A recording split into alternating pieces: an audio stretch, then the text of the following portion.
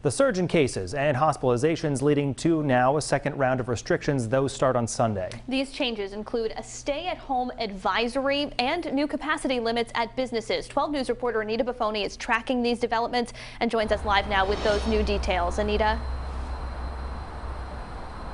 Kim and Brian, there are 7 new measures Governor Gina Raimondo announced today that are aligned with Massachusetts and Connecticut. As the region moves into its second wave of cases, the governor says this coordinated approach will be more effective.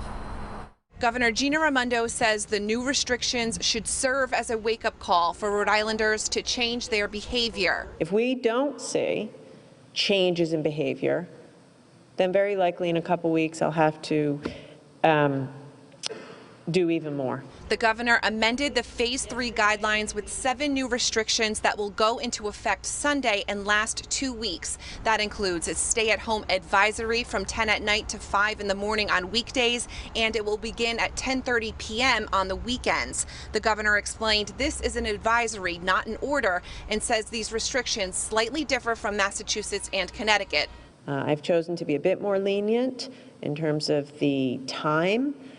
But it's a very consistent regional approach. Restaurants and bars are impacted. They must align business with hours established in the stay-at-home advisory. After that time, they can remain open for takeout only. It doesn't mean we're going to come in with our inspectors or the police at 10:31 and shut you down, but it means you should take last call by that time. Capacity limits at big box stores, catered events, and indoor venues like churches have also been reduced, and businesses are being asked to cancel non-essential work-related travel.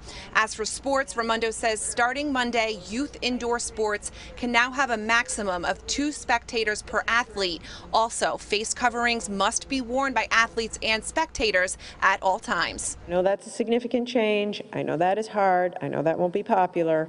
But I think it's the only way that we can allow for competitive sports to continue indoors while keeping people safe.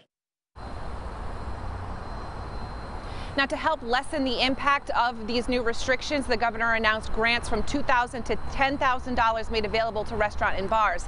As for next week, the governor says she is likely going to tighten restrictions around Thanksgiving. Live in Providence, I'm Anita Buffoni, 12 News.